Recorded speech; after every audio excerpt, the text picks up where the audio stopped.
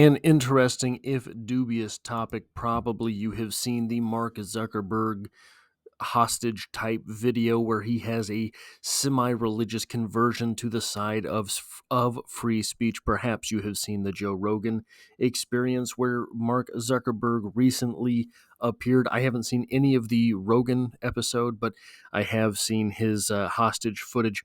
And what we're going to be talking about today are the implications, I suppose I should say, of that religious conversion, as well as some framing. I have some articles here to scaffold this discussion upon. In an article titled "Zuckerberg on Rogan: Facebook Censorship Was Something Out of 1984" by Angrej Singh from Axios. Meta's Mark Zuckerberg, in an appearance on the Joe Rogan Experience podcast, I believe this should have an a quotation around it too. But anyway, criticized the Biden administration for pushing for censorship around COVID-19 vaccines, the media for hounding Facebook to clamp down on misinformation after the 2016 election, and his own company for complying. Now, Zuck, you are super wealthy. You had every ability to stand up to the government, to stand up to the media, and give them the old Elon go fund yourself argument, but you did not. So the one thing that, look, this is a semi-religious conversion, it seems, for Mark Zuckerberg. I am willing to say, okay, now, I have not been on Facebook for about, I believe, something close to 10 years now. Was nothing to do with this, was nothing to do with anything political. It just was not a platform that was serving me. So I decided I'm going to get rid of it. Did that, haven't ever looked back. Never looked back since. Do not miss it. It was not the one for me. I am on Twitter/X, but the way that I'm willing to accept that he means what he's saying. The thing that was absent, maybe curiously, maybe very obviously, from the hostage footage video was Mark Zuckerberg saying, hey, I screwed up. I screwed up. I did wrong. And I think that that would have gone a long way towards restoring some type of faith or trust in Zuckerberg. Why it matters. Zuckerberg's 3-hour interview with Rogan gives a clear window into his thinking during a remarkable week in which Meta loosened its content moderation policies and shut down its DEI programs. Driving the news, the Meta CEO said a turning point for his approach to censorship came after Biden publicly said social media companies were killing people by allowing COVID misinformation to spread, and politicians started coming after the company from all angles. I am so glad that we are past that stage, that we are past that era, and that era opened so many eyes. It seems that not a day goes by that you don't hear about someone saying that that was a real eye-opener for me. And during that 1, 2, 3-year stretch where everything was just turned upside down, they really started questioning the ilk of individuals who were allowed to tell everyone else what to do. Zuckerberg told Rogan, who was a prominent skeptic of the COVID-19 vaccine, that the Biden administration would call up the guys on our team and yell at them, cursing and threatening repercussions if we don't take down things that are true. This is what I want to know more about. Repercussions. What were these supposed repercussions that the administration was telling Mark Zuckerberg about? That he was yelling at people on the team about? What were those repercussions going to be? Because I think that even the threat of said repercussions is illegal because of the nature of what is being talked about. Zuckerberg said that Biden officials wanted Meta to take down a meme of Leonardo DiCaprio pointing at a TV with a joke at the expense of people who were vaccinated. Zuckerberg said his company drew the line at removing humor and satire. I think everyone had a moment during that, even people who do not consider themselves on the side of the anti-establishment or the new anti-establishment, I guess, as it has become, because part of the old anti-establishment is actually super pro-establishment. I think that everyone on this side of the argument has a moment where humor factored into what was going on there, where someone just would refuse to have a sense of humor or see a sense of humor about something. And it seems that perhaps Zuckerberg is one of those individuals as well. But he also said his company had gone too far in complying with such requests and acknowledged that he and others at the company wrongly bought into the idea. Okay, so maybe he said on Rogan that he had screwed up, which he said to the traditional media had been pushing that misinformation spreading on social media swung the 2016 election to Donald Trump. No. Misinformation, this term misinformation is stunningly disappointing. Why not just call something a lie if you think it's a lie? Because what they're doing is this umbrella of misinformation. What it is it is an attempt to paint opinion as wrong. Not facts, but opinion. So if I say, for example, I know nothing about basketball, but this is something that has come up recently in the zeitgeist. The three-pointer is killing basketball. You don't agree with that because you are a three-point advocate. You will say that what I am spreading is misinformation. It's an opinion. You can point to everything in the game that is leading that opinion and just say, oh, well, this is misinformation. And you cut it out root and stem by labeling it misinformation. It's one of the most wild things that we have seen come up in these arguments, this labeling something as misinformation, disinformation, instead of saying it's either true or false and fact or opinion, because it is an attempt to utilize the language to regain control of the conversation. What he's saying, Zuckerberg said his own company fact-checking process was something out of 1984 and led to a broad belief that fact-checkers that the fact-checkers his own company employed were too biased. No, you don't say. It really is a slippery slope. And it just got to a point where it's just, okay, this is destroying so much trust, especially in the United States, to have this program. And it seems that is spreading across the world, that the American ethos of, okay, I don't have to trust you. I don't have to believe you. In fact, I don't have to listen to you. Make your case. Maybe I'll be listening by the end. It seems that ethos is making its way slowly creeping across the entire world. And the Zuckerbergs of the world have a very good opportunity at making that fire grow even faster. You see what Elon is doing with the UK and all of the mess over there on Twitter/X. He said he was worried from the beginning about becoming this sort of decider on what is true in the world. Zuckerberg praised X's Community Notes program as superior to Facebook's model. He later suggested that social media creators are replacing the government and traditional media as arbiters of truth, just like Elon had said, becoming a new kind of cultural elite that people look up to. The flip side, Under Meta's newly relaxed moderation policies, women can be compared to household objects, ethnic groups can be called filth, users can call for the exclusion of gay people from certain professions, and people can refer to a transgender or non-binary person as it, Axios Ina Fried reports. Here's the thing.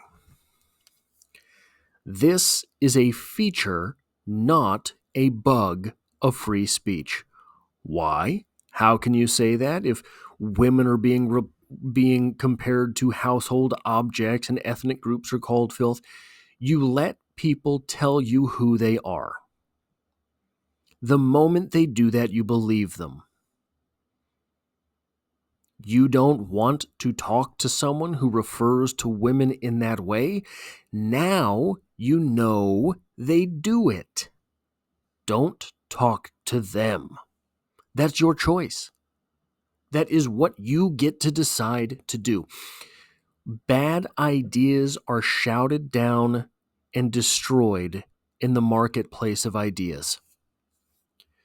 Censorship forces these bad ideas underground, where guess what?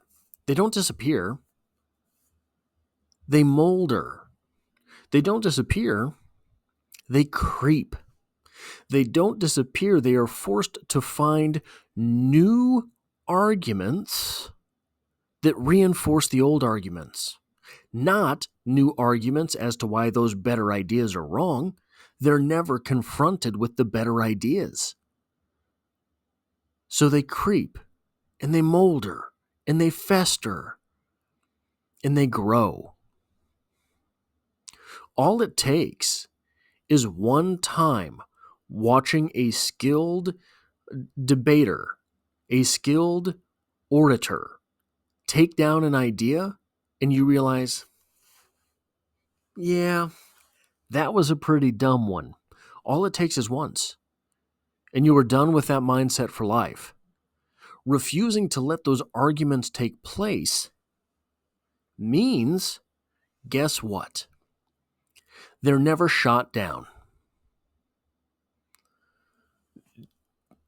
The stupidity of censorship. That policy change unleashed outrage within the company even before Zuckerberg announced Meta would also be ending DEI programs, as Axios scooped. Zoom in. In justifying the content moderation rethink, Zuckerberg told Rogan that Facebook's policies would not have allowed someone to post that women should not be allowed in combat roles in the military, even though Trump's pick to run the Pentagon, Pete Hegseth, has publicly called for such a change. If it's okay to say on the floor of Congress, you should probably be allowed to debate it on social media, Zuckerberg said. You should be able to debate more than that.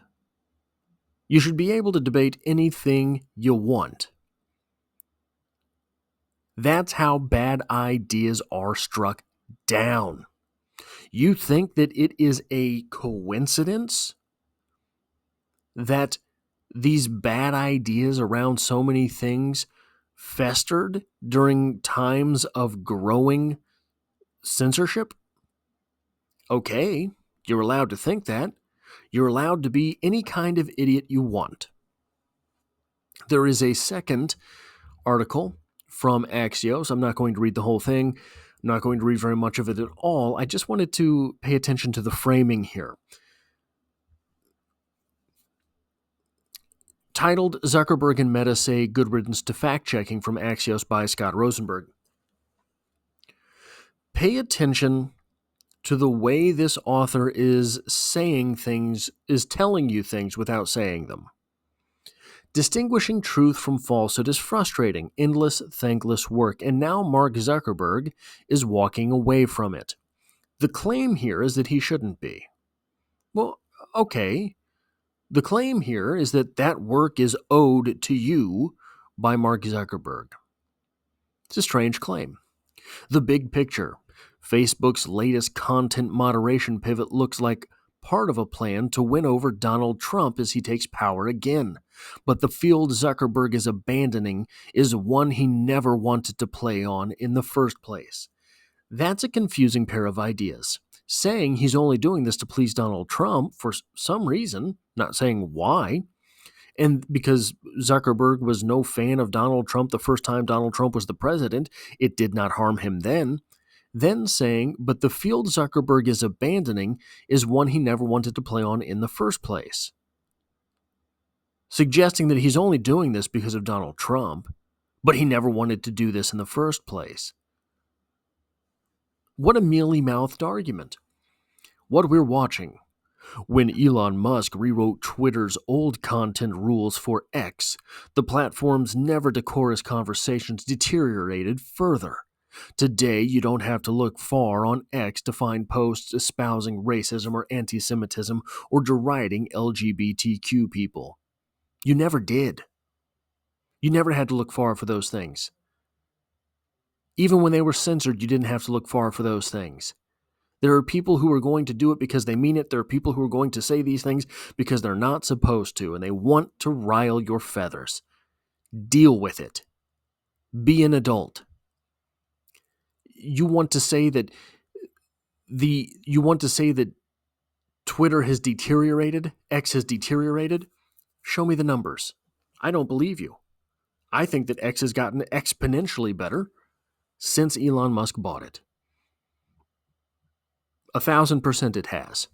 And I get to just throw those numbers out there because I'm making my argument the way you threw your opinions out there without backing them up with anything. The author continues, Musk is proud of what he's done with X, but it hasn't helped turn around his business. This is stating, Musk is proud with what he's done with X. The tone there is suggesting he shouldn't be, but it hasn't helped turn around his business. What do you know about the business of a private company? You don't. I promise you, you don't. We don't know yet how Zuckerberg's vision of more free speech will play out, but if Meta's platforms get nastier and uglier too, advertisers could be spooked, and users who weren't on the MAGA side of the fence could flee. Here you go with the threats again of advertiser boycotts, because some turd on Axios, some turd who writes for Axios has decided to write to all these companies and suggest, why would you advertise on a platform that does X, Y, and Z? Don't you know that could be bad for your public image if it were to get out? This is what these people do. This is what these censorship fanatics do. They refuse to let the arguments happen, and they try at every turn to undermine free speech. This idiot probably doesn't even know that's what he's suggesting. He's instinctively doing it, as he has probably instinctively done it every step along the way with every boycott that has happened. And this suggestion, the users who aren't on the MAGA side of the fence could flee, that's what the censorship people have done the whole time. And it hasn't worked out once yet. You left for Threads, how's that going? You left for Blue Skies, how's that going? All of these social media companies do what they do well, and then the moment they try something else, it kind of fails. Twitter's 115 or 35 characters or whatever it is. It's good for that. It's good for the news. It's good for current events. It's good for basic interactions. I don't think the video side of things is going to take off. I just don't. TikTok is good for short-form videos. Someone else tries to do it, well, it's not TikTok. Someone else, Threads, Blue Skies, tries to do the Twitter/X setup. Guess what? It's not Twitter/X. Someone else comes in and tries to do the Facebook thing. Whatever the Facebook thing is now, I don't even know. It's not going to work. It's just not going to work. So all of the pro-censorship people that want to abandon X, good. Go away. That's fine with me. All of the people who want to write snotty articles like this and suggest that they know so much more, go away. That's fine. No one is going to miss you or your opinions. Even the people who agree with you aren't going to miss your opinions. That's all I have for this video. If you like or appreciate what I do here, hitting the like button really does help me out. If you find yourself here by chance but not design, I do this type of thing on this channel. I run a channel about books called Strip Cover Lit, and I hope to have you back for the next one.